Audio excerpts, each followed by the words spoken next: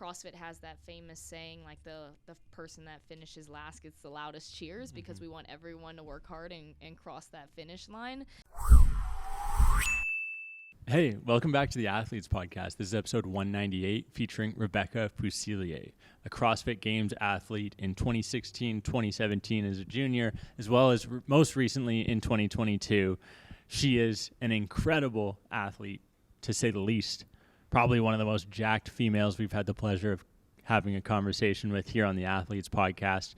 We actually flew down to Dallas, got some barbecue in Fort Worth, had a fantastic conversation with Rebecca, got to see the Bolt gym where her and Matt train. A special shout out goes to Andrew Stallings at Athleto Group for putting it together, putting us in touch. Amazing conversation. Again, I keep saying it, but she was fantastic to be able to work with. Fuselier is a name that you'll continue to see on the CrossFit Games leaderboard, podium, and I can't wait to continue staying in contact with her as she continues performing her best in the sport of CrossFit. This episode is also brought to you by Caldera Labs. If you haven't noticed, my skin looking pretty damn good right now, and the beard filling out. I know, it's because I've been using Caldera Lab. They have the beard product. They have the good serum that I put on every single night. They have an incredible line of men's products for you to enhance your skincare routine. Phoenix has been commenting every night on how well nourished and hydrated my skin looks. This is not something I'm used to receiving, so if you can tell, I'm blushing a little right now. I was blushing during the episode at times because of how impressive Rebecca was and the fact that she can probably outlift me, but that's besides the point. I highly recommend you go check out Caldera Lab, their website, probably right over here. And you too can join Team Caldera by using the code AP20 and save 20% yourself, and you can unlock your youthful glow. I promise you will not regret it. Let me know down below what you think of the products, as well as this episode, the 198th episode of the Athletes Podcast featuring Rebecca Fuselier. Here we go.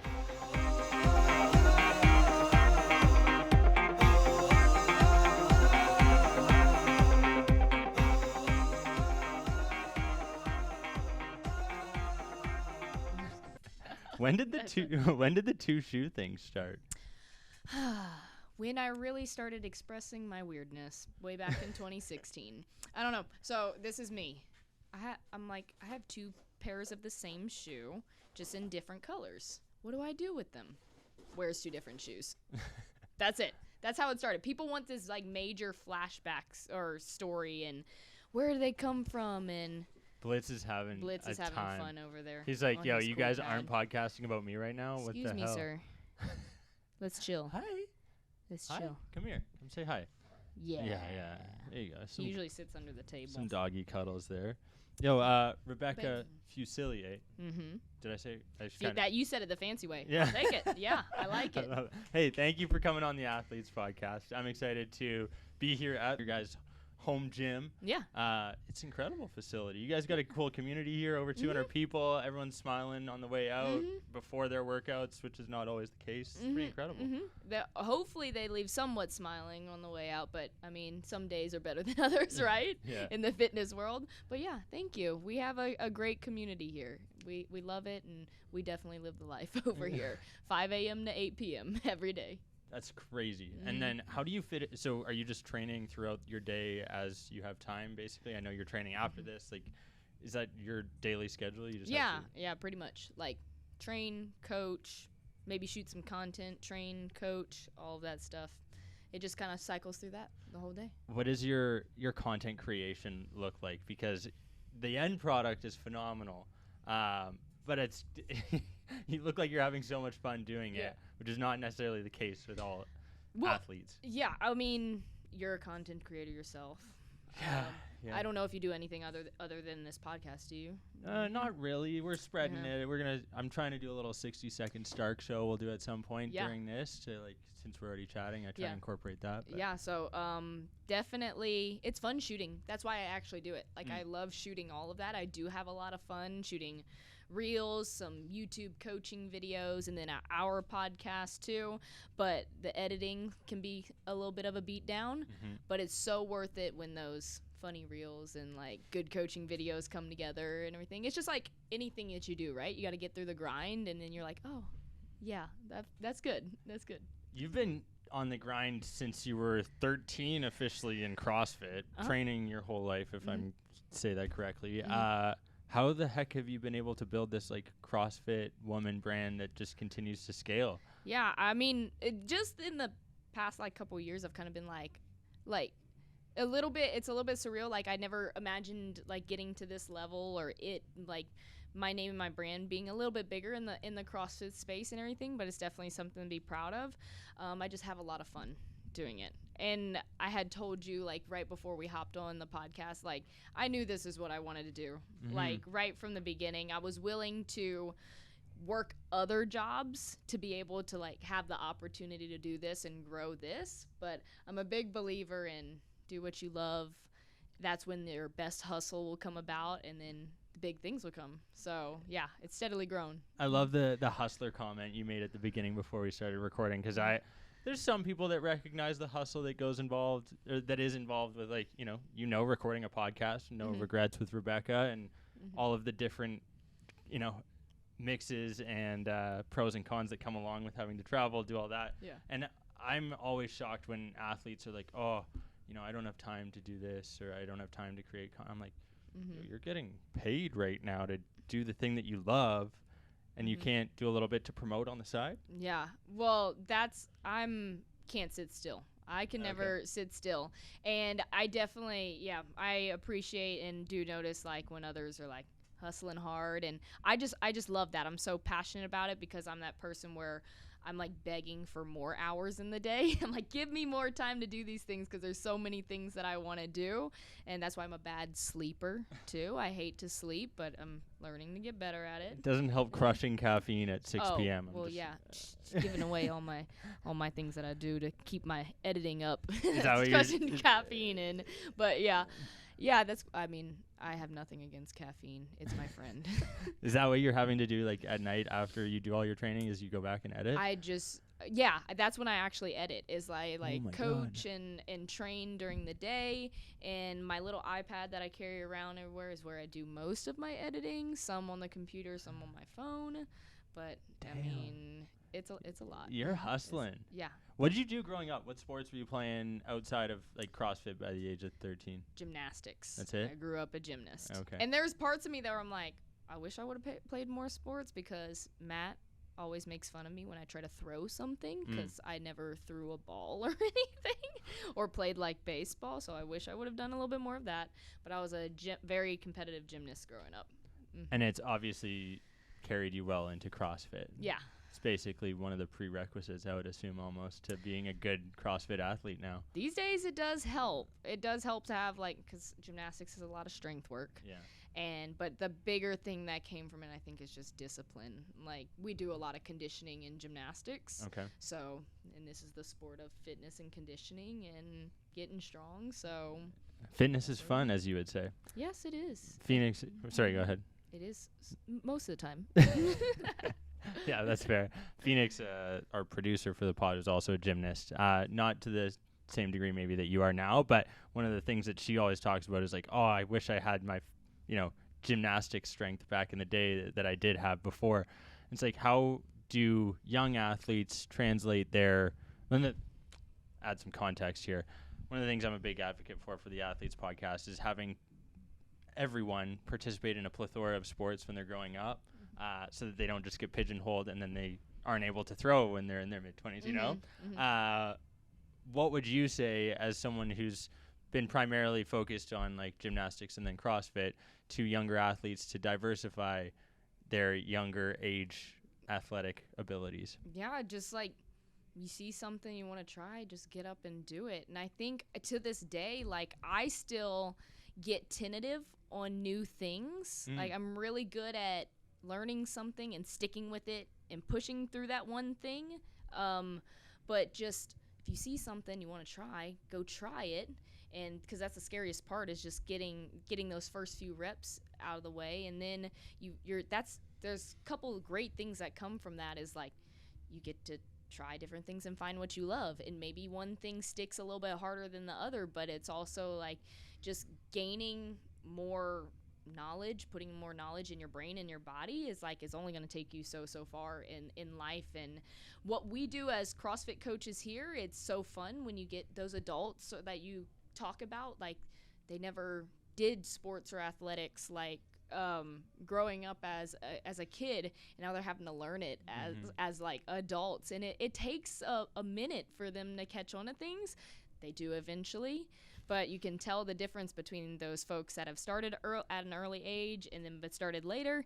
Eventually it all comes together. But yeah, it's I definitely always encourage people to like see something, go try it, especially when it comes to sports and moving your body. So what made you want to try CrossFit? My mom actually did it before me. Okay. So I stopped my gymnastics career at 13. I started CrossFit at 13. There was a break in between where I was like, what am I going to do next? Because gymnastics was all I knew. And I was homeschooled at the time, so I was sitting by myself a lot at home, and my mom goes, get up, you're going to the gym with me. I go, no, I don't want to. And then she brought me here for my first workout, and I always say I never left after that. I fell in love with it from day one. What hooked you? What was it about it? The competitiveness, the ability to just move heavy things instead of just being body weight exercise in gymnastics? I didn't know it at the time, and I think the reason I fell in love with it is because it's just the harder you work in this sport, like the better you're gonna get. There is a little element to like natural talent when it comes to like high skill movements and everything, but it's just hard work. And I always joke around with my family, because my family is a family of athletes and everything, but I don't feel like I was the most athletic one, but I was like, I'll never be outworked. So this is kind of what hooked me, is I was like, I can just work really hard and get really good at this. And when you get good at it, you love it a little bit more too, but it's just a sport of hard work. I think that's what really got me to stick around. It's hard work, it's discipline, it's having a community too, like we talked about before. It might not be the largest community in the world, but it is at least a very tight-knit one. And like Bolt is an example of that, especially when you're attending other like qualifier events, Wadapalooza, like you were just at. I'm curious, like, what does that community mean to you now? Because I think that's something that individual sports don't have. There's a direct correlation with people who play youth sports who are on teams versus individuals, and the fact that they feel a part of a team, they feel like a sense of camaraderie. When CrossFit's an individual sport but still has that community feel, it's an interesting combination. Yeah, it's something special. Like it's definitely unlike any other, and I've gotten to experience it on all the different levels, just being in the gym and competing. CrossFit has that famous saying, like the person that finishes last gets the loudest cheers, because we want everyone to work hard and cross that finish line. So it's definitely something you don't get in a lot of other sports. I grew up as a competing individual, like gymnastics is an individual sport. You are on a team, but you're out there for yourself and everything. So actually, like, it really helped me as a young teenager when I first got into the community, to really help build my mindset and really learn and grow with others as if like you were like working in a job or in school and everything, and really communicating with others. I'm really thankful that the community has like helped me grow into just like, I want to help others. It's led me to my passion of coaching, and like that's what it's done, and it's really something special.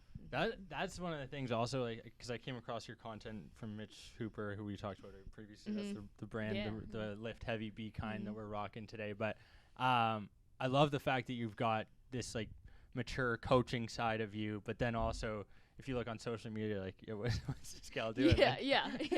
I think people are really shocked when they go to my page, because I try to keep the balance of, you guys get to see me train, give like some really good coaching cues, because I do want to help a lot of people out there, and then entertain some people along the way, and entertain myself along the way. I think those reels entertain me just as much as they do other people. Do you have a favorite video that you've made that you look back on, you're like, oh, that was good? I could pick out a few funny ones. Then they're usually the ones where I'm like, oh, that didn't come out good, and then you do that editing magic and everything, and I'm like, okay, that's kind of funny.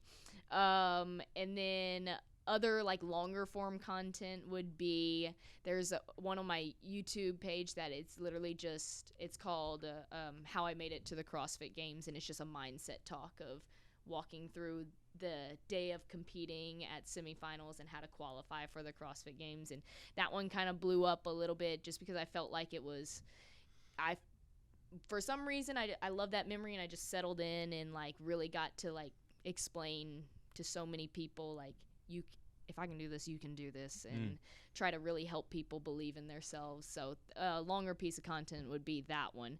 And then I couldn't pick a reels. They're just so funny in the moment. And then they're literally things I see out in the gym. So it's all you guys out there that watch them. I'm just making fun of all of us in the gym. You talked about like that last place getting the loudest cheer. I know you experienced something similar when you rolled your ankle coming off the bike and then had to finish that stairs. You want to just take us through what that emotion like? Because I know that was a while ago, but probably something that still sticks in there as a memory. Oh, yeah. That'll be one of those core memories that's always in there. But that's the Capitol. It was one of the events at the 2022 CrossFit Games. That's when I made my return as an individual. Technically, it's my first year at the CrossFit Games as an adult, so it's big. It's like, this is legit workouts, like hard stuff. And I knew going into it, I'd be very humbled by a lot of events. Like, I'm still getting stronger, trying to just improve my strength and overall just get fitter. So the Capitol was just a long, grueling event that ended with a 150-pound Husafell sandbag. So speaking of strongman, the Husafell stone is a strongman implement. So we introduced it to CrossFit, and we had to carry it. The last part of that workout was carrying it 200 meters. So it's 150 pounds. I only weigh 125 pounds at that time. So it was well over my body weight, and it was just a struggle bus from the beginning. But you had to finish it. Yeah. There was no getting out of that workout. You had to finish it. And there were so many moments along the way right there where I was like, I think I'm going to finish it. It might just take me a while. But I was like, I don't know if these people, this is the CrossFit community, they're like outlining the streets, they're outlining the stairs and everything. I was like, I don't know if these people are going to hang around to watch me try to climb these stairs with this sandbag. But they did, and you can see the photos if you look up the Capitol with my name, and it's amazing. It's people gathered around, everybody cheering loud, and definitely something that moment took a while to sink in, just because I was in the middle of competing. I was like, on to the next thing and trying not to be caught up in the last place finish.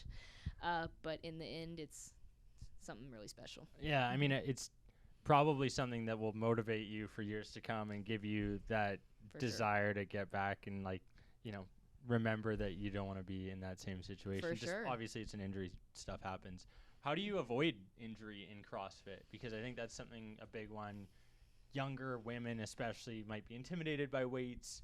One of the things I'm trying to advocate for is the fact that resistance training is good for everyone, whether it's your mom, your dad, your grandmother, your granddaughter. Everyone realistically should be resistance training to some degree, whether that's even calisthenics or just body weight stuff. Yeah. How do you, or what would be your recommendation for females that are intimidated by the gym? Yeah.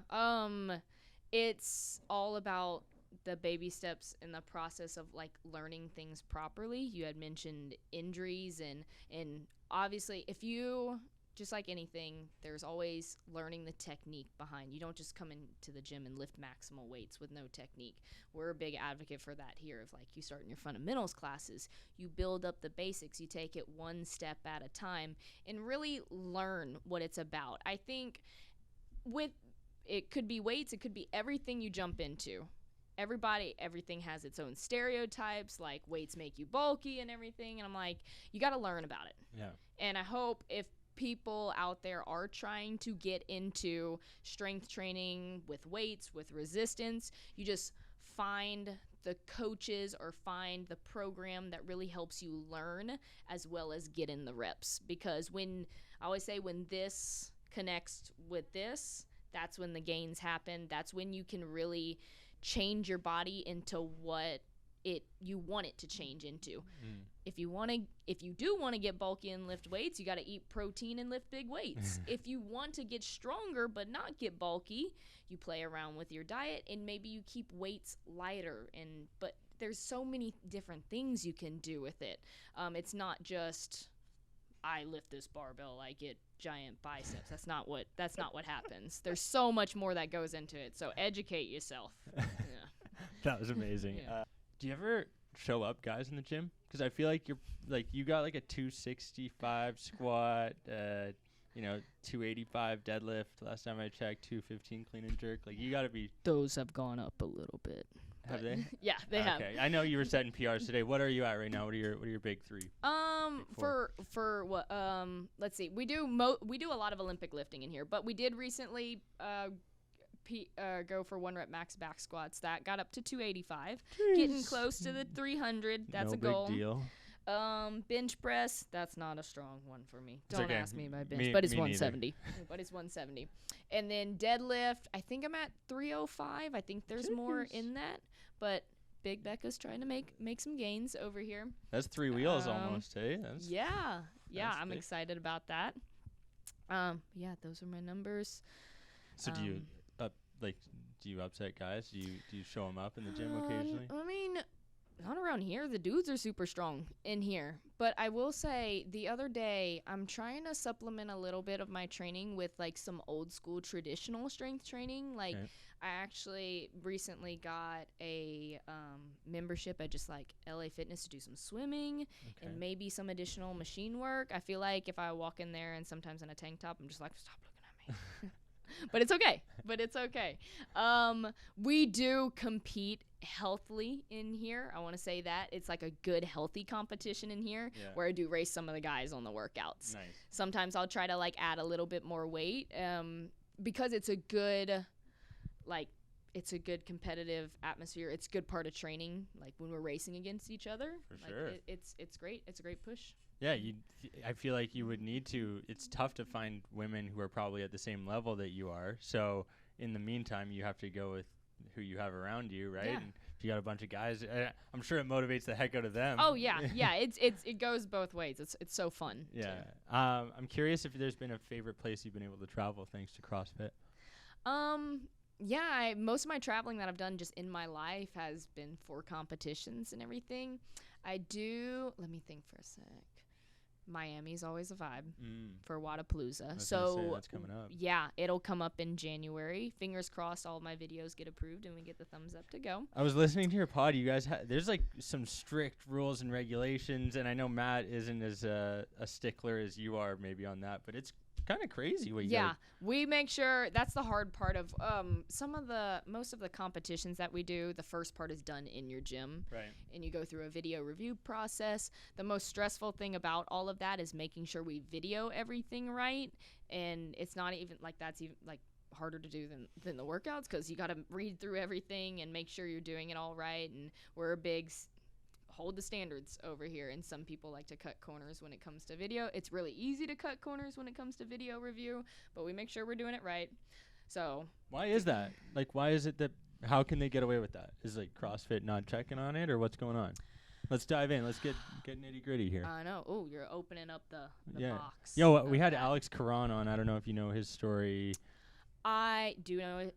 He's a competitor. He doesn't compete does he still compete? Well, he was trying to. He was in like semifinals. He had an injury. Oh, that's right. I do remember all that happened this season. Yeah. Man, that feels like forever. Right? I know. Yeah. Okay, I do know that. Yeah. Unfortunately, CrossFit's going through some growing pains right now. I think it's on the upside, which is great. Okay. And part of the things that I do, I want to continue to do through my videos and everything is just highlight the good, positive sides of the community. Yeah. The competitive sport is so young. It's got a lot of growing to do. Yeah. Through like how we compete, how the season's structured. And as it's growing, I know CrossFit itself is it just seems like they're battling like the financial side of things. But the biggest thing is like trying to create a way that, there's cheaters everywhere, right? Everybody will try to cut corners. Then the best of the best will always rise to the top. It's just if we have like too many of those opportunities to cut corners, people will take them, and we don't want like all of that frustration and confusion to happen. Yeah. So that's why something like videos, people are getting better at them. All the competitions are coming up with harder like more, not harder, but like more clear standards. Right. We've always been a stickler for the rules, but that's why we get so stressed about. I personally get stressed about doing those qualifiers. So when it comes to Wodapalooza, fingers crossed, I did everything right. I think I did. I double, triple, quadruple checked everything. But yeah. Matt said you get more stressed out about that than you do with the actual workouts. Oh, yeah. Yeah. Yeah. One of the workouts we did took less than 2 minutes to complete, and I think I set it up for 40 minutes. So I was setting it up for way too long, and then the workout took less than 2 minutes to get through. That's so crazy. Hey, you know what? Like you said, growing pains. I shared the Alex Caron story on the show. I can't remember what episode, but it was important for me to be able to use our platform to share what he had gone through and the fact that it was maybe not the right decision, and then other things occurred. Anyway, not this time. I've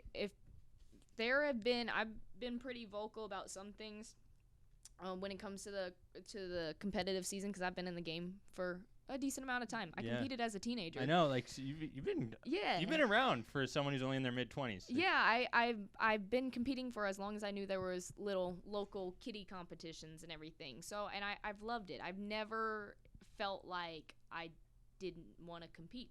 I just love to do it so much. But everybody knows it's the most fun when it's fair. For so sure. If we're having issues like that, his situation, then it needs to be talked about, and so we don't repeat those issues and everything. So more conversations about it, better. So I'm glad you guys actually talked about that.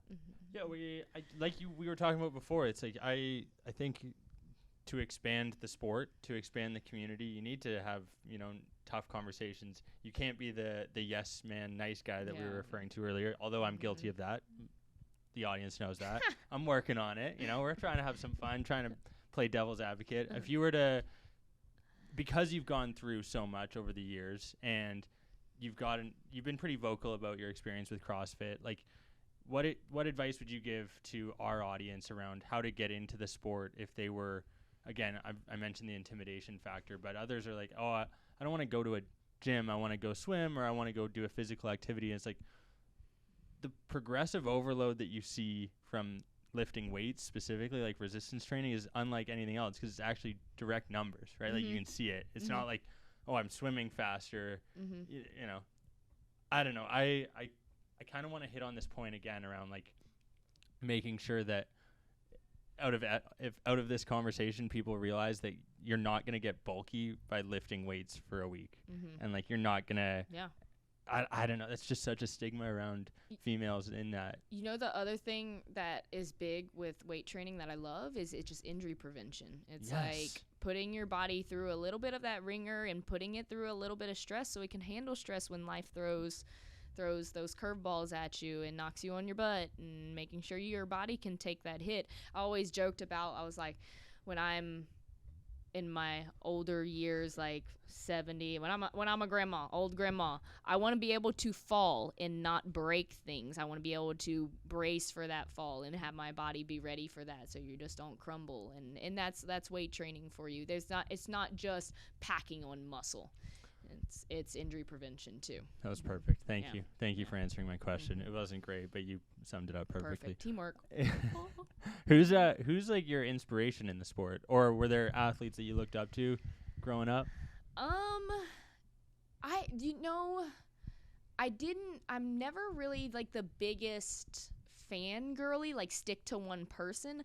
I love looking at people from all different aspects of life. When it comes to like comedy, right now I'm on like a Jim Carrey kick now, because I got a comment on like, or get a few comments on some of my videos that have like my comedy almost like resembles like a little bit of that. So I've been like studying a little bit of like Jim Carrey, other different like celebrities, and like in the CrossFit world I definitely have my names that I love to like compete next to and definitely aspire to like, oh, they have such a swag or like a way about competing that I love. Like Ariel Lowen, she was 3rd place at the games this year. She looks so relaxed the whole way through, and I'm like, I'm getting there. Yeah. When I compete, I still have those nerves and everything. They're good. I don't ever want to lose the nerves, but she had this way about going so relaxed about everything. But there's other, like, I'm trying to think of what other kicks I've been on. Right now, it's my comedy with Jim Carrey. That's the one that's stuck in my head. You're just watching The Mask on repeat, or? But I actually, that's one movie I haven't seen. The other one, I've just seen clips of it. I just recently watched Liar Liar. Is that what it is? Yeah. Yeah, I think so. I watched that one, and it was it's almost like exhausting watching his movies because there's so much happening.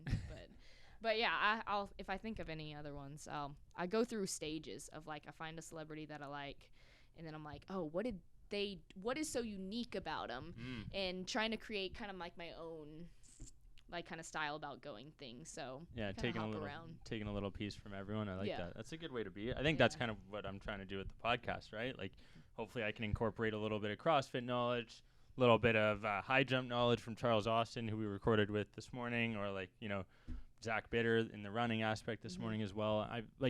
There's something to be said around collaboration. You've done it with your short form content, creating content with Mitchell. I'd love for you to share what that was like, because he's wild would be an understatement. And I think probably people look at you and think you're wild as well. So the fact that you guys came together was like a wild combination, for lack of a better term. Yeah, he was a blast to have at the gym. First of all, he had to get some of his training in before we actually shot a little bit of content. So we had him like hitting huge deadlifts, and one of his comments, which was hilarious, was like, which one of these bars is old? I just don't want to like bend one of your new bars. And I go, oh, we're going to bend barbells in here. It's crazy because he's the world's strongest man and everything. Yeah. And it was insane getting to deadlift next to him. And then we went into content creating, which was just, he's a ball of energy. Like on to the next thing, knocking out content one after the next. And I'm like, oh, I can't even keep up with this guy. And he's the world's strongest man, like a big dude. Yeah, and it was fun to kind of bond over being a high level, very like at the highest level in the sport, because I'm getting there in CrossFit. Like being able to compete at the CrossFit Games is huge. 3 times now, right? Yeah, 2 times as a teenager, once as an individual. I want to make my return next year. That's the goal. Yeah. But also him like getting to bond over how we balance training with a little bit of content creating. And the reason that we do that right now is because both of our worlds, mine in CrossFit and his in strongman, is they're not the biggest. Like they have some opportunity if you're at the top to get paid and everything, but we're trying to make more of it, right? Grow the sport, grow the brand, and like really spread how like why we fell in love with it. Maybe someone else will fall in love with it. So it was cool to kind of bond over like the content creating with the training with him. I mean, yeah, I'm not bending any barbells either, unfortunately. I'm not. It's probably, maybe in the future. Don't count yourself out. Yeah. I think it'll happen. Just 800 pounds coming soon. Yeah, that's, I guess, 2.5 times the PR right now. Yeah. Right? Baby steps. Maybe another decade, it'll be fine. Yeah. What does your supplement stack look like now? Because I think that's another thing I wanted to touch on. I try and bring it up, people around nutrition, what they're consuming. People automatically assume that if you're at this level, it's like, oh, you're taking a million different supplements, you're eating XYZ, chicken and rice, that's it. Like, could you take us through what your daily consumption looks like from a nutrition supplement standpoint? Yeah, that's probably been the hardest, most challenging area for me to grow in. I was a terrible eater before, and from a point of like I would eat some things but not enough of other things. When it comes to supplements, I actually don't take a whole lot. Nice. I take protein, obviously after my workouts, like just normal protein powders, and then creatine. Yeah. And that's it. And maybe in the future, I might take some little things like fish oil or something. I haven't started any of that. I'm very, very picky about what I put into my body and make sure I always research it. I want everything to be natural, and obviously I'm a competitor in the sport, so we do get drug tested and everything. I don't want to ever come across like some sketchy cross-contamination, so that's another side of it that's big, like just keeping everything so clean and natural, and that's what's going to make your body feel the best. From an eating standpoint, I'm trying to put on muscle and everything, so I've gotten better about just eating more and making sure I'm always hitting my protein with anything from my shakes to chicken to lean ground beef. I try to mix it up and not just be in the old boring chicken and rice routine. That is some meals, but you got to sometimes, but you can get creative with it. And then other just clean carbs, rice, lots of potatoes, are the main things, and then always put some veggies on your plate. A couple 100 milligrams of caffeine snuck in there as well. Yeah. A little rain action. I know that's what Mitch was. Not for me. Well, I have had some of that before. Those are strong. You're Kill Cliff, I guess. Yeah, I have Kill Cliff right now sitting over there. I'm always curious because I think like the creatine, another one. People automatically assume it's just for muscle. It's like there's cognitive benefits, there's physical, like it's crazy. Yeah. And it's the most researched supplement in the world. And I think also everyone should be taking that as well as resistance training. And it's as long as you're drinking enough water, don't come at me. Hydrate. Just hydrate. You should be drinking water anyways, right? Yes. So what's the point? Yes. Fish oils, I think you should take those. They're great for you. Yeah, I think I should get on that. SFH, Stronger, Faster, Healthier, is a brand that I've worked with before. Okay. They're not sponsored. I'd love you to sponsor this one. Sponsor the podcast. But they have like an incredible fish oil line. Okay, good. That they like have said they're amazing, and I'm like, I've seen based on all the other studies that they've got a really good one. So I know they have different options. I don't know about them specifically, but pills, and then I know some people take like teaspoons of whatever. The liquid. Yeah. They're like they have capsules, and it's like a good. I think it's the DHA that they have a significant more than most, and I think that's a really good part of it. I'm doing a terrible job. This is not an ad read, clearly, but it'd be good. Yeah, I mean, as I'm getting older and I just want to take care of my body, like supplementing it with the things that it needs to. But I've always been a big, like, very picky, just keep everything clean, take care of my body with my how smart I'm being in training, recovering, trying to sleep as much as I can, and moving well in the gym. Love that. Should we do the 60-second Stark show? Oh. Are you ready for that? I don't know. Is this like rapid fire? It's rapid fire questions. Oh gosh. Okay. But you could like I'm ready. Okay. I tried this with I'm so scared right now. I tried this with Zach Bitter this morning. I didn't do it with Charles Austin, but I just go on the fly too. Favorite food? Mac and cheese. Favorite electrolyte? Oh, I just like company? Yeah, anything. Resin is the one that I have right now because it's got caffeine in it. Oh, there you go. It's always sneaking that shit in there. Favorite shoes? Shoes? The tiers that I have on right now are pretty sick. Little tier sport. There you go. Shout out. No free ads. No tier. free ads. Favorite workout? Like exercise? Oh, favorite, like movement? It's not bench press. I know that. Oh, it's not bench press and it's not deadlifting. I do like to squat, but anything gymnastics, I like to handstand walk. That's a good one. Get me upside down. I know how to flip upside down. There we go. Okay. Or something that people don't know. Do you sing in the shower? Do you cook your own food? Does Matt cook more of the food? I'm more of a dancer person. In the shower? Not in the shower. That's dangerous. Don't hurt yourself, people. But you'll catch me like. There was plenty of videos from this past week, and like people were DJing at this competition that we went to, and the DJ was crushing it, and I was just like standing over there dancing in the corner. Got way too many videos sent to me of just like random dances, so not so much. I do sing occasionally. It's not great. We will not be posting any videos of me singing anytime soon, but dancing videos always pop up. So you can't throw, but you can dance. I can kind of dance. Yeah, okay. I'm down with it. I don't know how great it is. What's your favorite music then? Oh, I bounce all over the place. Most of the time I'm listening to rap in the gym. I'm like not an good with Eminem? artists. Eminem. I can get on some Post Malone. I can go through country phases. I haven't.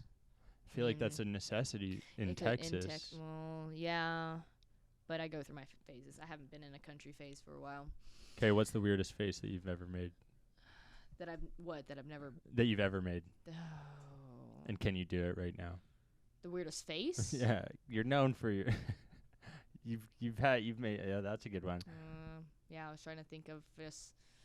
Oh, people love when I do like my evil smile, my Grinch face. It's like. Yeah, that'll do it. Mm-hmm. That shows up on some videos. That's Jim Carrey. Yeah.